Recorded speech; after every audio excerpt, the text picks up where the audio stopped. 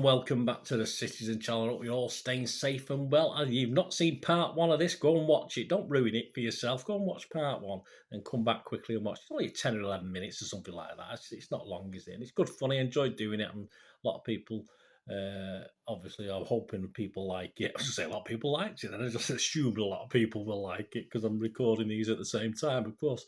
So we're looking at City's Player of the Season so far, 22-23 season, of course, part one of the season. This is part two of our Player of the Year, so we're going to have a look at that. In part one, we counted down from 17 to 11, plus some honourable mentions for guys who didn't quite qualify, because the qualification point was 7 starts, not 7 appearances, 7 starts out of 21 games we played in all competitions.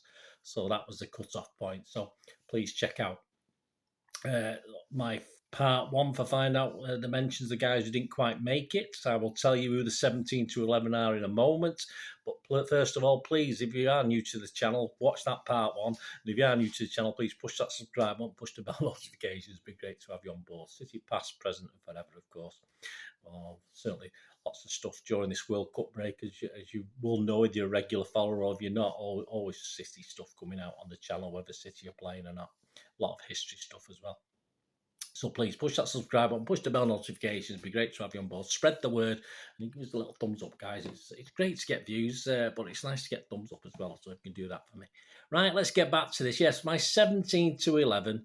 17th place was Mahrez. He was rock bottom on the ratings. This is an average rating. I've took my own and the Manchester Evening News ratings and took an average over the 21 games, or however many games he played. Of course, Cancelo played the most. So I've averaged it all out. And at the end of it, Mahrez is bottom. Yeah, it's a shame. It's a shame, isn't it? Walker's next to bottom, 16th. Cancelo was 15th. Shocking, even though he'd literally played. The only game he didn't feature in was the one he was banned for, which was the Carabao Cup game. Check that out in part one. 14 was Edison. Gundogan was 13. Grealish was 12. He was 5th last season. And 11th was Rodri. So we're going to have a look at the top 10 in part two. So, yeah, one or two little surprises, I must admit. Probably the top 5. I think most of you will get the top 5, whether you'll get it in the same order as this comes out. I'm pretty much near enough with the Manchester Evening News, but we'll have a look at the top 10. Right, at number 10. At number 10, we've got I've got our Eric, haven't we? Eric Laporte. Though again, Manchester Evening News have him a bit higher. They got him at number 6. Just qualified, though, obviously, because of the injuries he's got. 7 starts, 3 Premier League games, 3 Champions League and 1 Carabao Cup. And the minimum, of course, to qualify was the 7. So he got in it just about. His average, not bad. 6.57 from me and a 6.86 from the Manchester Evening News. And looking at the stats and looking at my player ratings, no really poor games in the starts he had. Last season, he was 10 as well. He was number 10 of 15 last season, so there was a couple less. But yeah, so he's not moved much, but consistency, that's what we like to see from our Eric. Number 9, yes, well, he's our number 3, but he's our number 9 on the ratings. Ruben Diaz, yeah, also number 9 with the Manchester Evening News. 9 Premier League starts, 5 out of 6 Champions League starts in the Carabao Cup.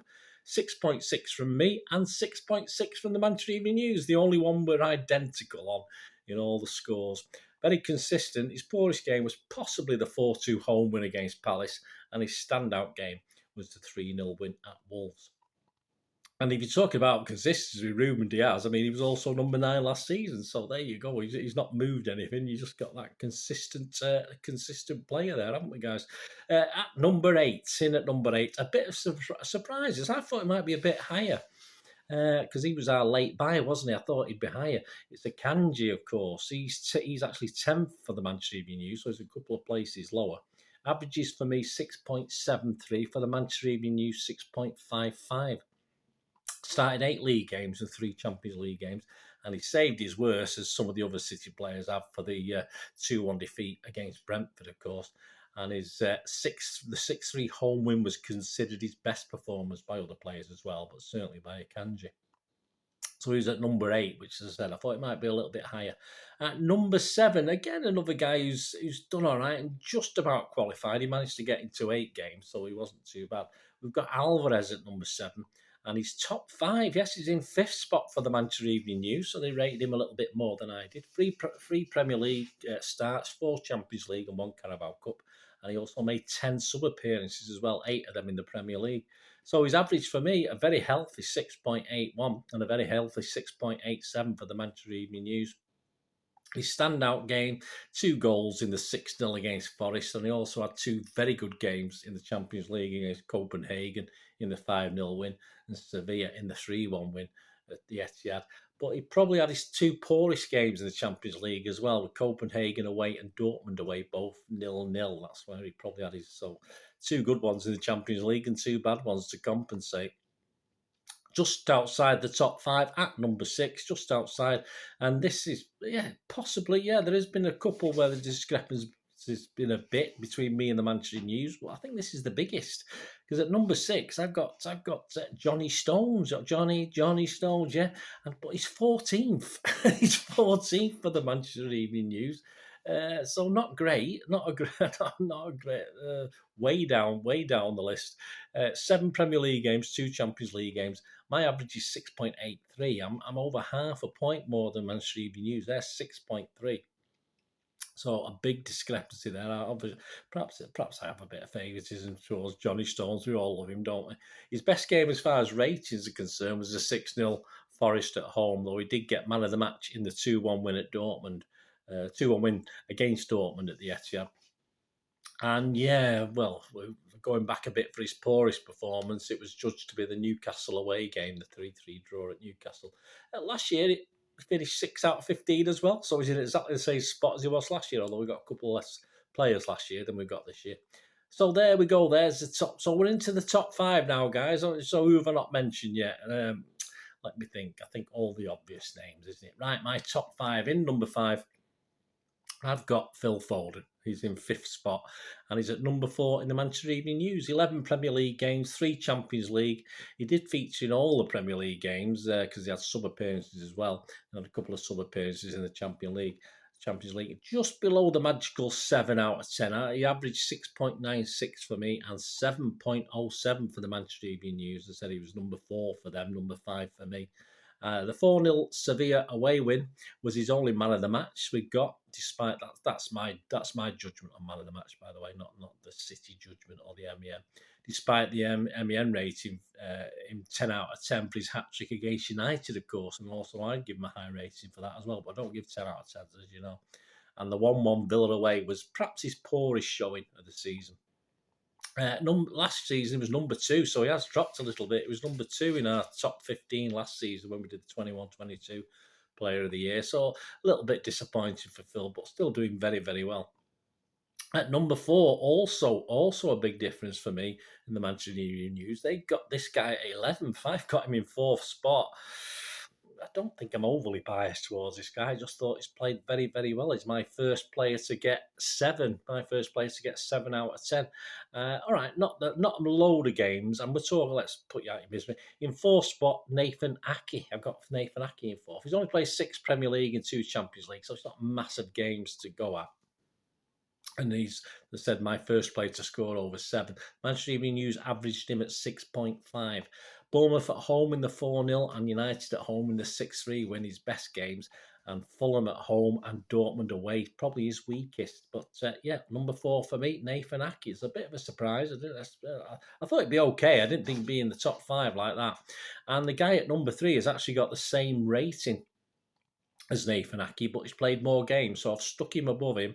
And yes, at number 3, it was my number 1 last season, with the Manchester Evening News number 1 last season. He's dropped to number 3, and it's KDB. Yes, 13 Premier League games, 1 sub-appearance with the other one, and 2 man of the matches. So not okay. Well, consistent score-wise, great. 3 Champions Leagues and 1 as sub as well. Games, 1 as sub. And he's scored 7. My average rating for KDB is 7, which is excellent. And as I say, Ake had a 7 as well, but obviously he'd played less games, so I stuck KDB above him into number 3. And the Manchester Evening News averaged him out at 7.25. And high levels consistency in the Premier League, perhaps just a drop-off, as all the team did, and we mentioned it before, in the 2-1 home defeat against Brentford. Did he want to stay fit for the World Cup, Kevin? Nah, I shouldn't say things like that. No, I'm sure it wasn't even on his mind. His best showing, though, was back in match day 2 with the 4-0 win over Bournemouth. But as I said, he's been very consistent and played very, very well. Right, we're into the top 2. There's only 2 guys we've not mentioned. And yes, at number 2, yes, we're all going to Istanbul, aren't we?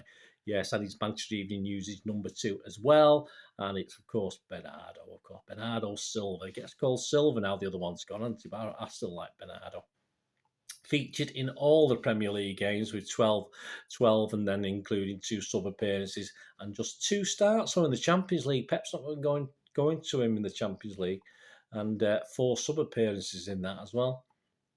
His average, very impressive for me, 7.25 his average this season and 7.29 for the Manchester Evening News.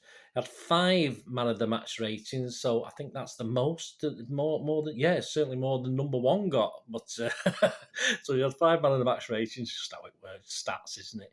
In the 12 league games, started more than those who finished 1 and 2. The guy who finished number 1, of course. His standout was possibly Palace at home, the 4-2 win. United at home wasn't far behind that. And stinkers, I couldn't really find any. I couldn't really find anything where he really had a stink. You said, oh, Bernardo was, he might have said he wasn't quite as good as normal, but he didn't have any stinkers. I couldn't see a low score for him. And I think that's the only City player I've been able to say that for, in all these reviews and ratings. So there you go. And last season was number 3. So he's improved. He's gone up a spot. Well done, Bernardo. And I don't think there's any real shock as the guys. I'm not going to make you go, flipping heck, I didn't expect that. With the number 1, and of course, with the start he's made to his City career. Although it's been a bit iffy the last 2 or 3 games due to injury and various things. But as you'd expect, it's the old Nordic meat shield. Erling Haaland is number 1. 12 Premier League starts, 4 Champions League starts. An average, which is my highest, is 7.34, and an average from the Manchester Evening News, which is their highest, of 7.56. So they've liked him just a little bit more than me.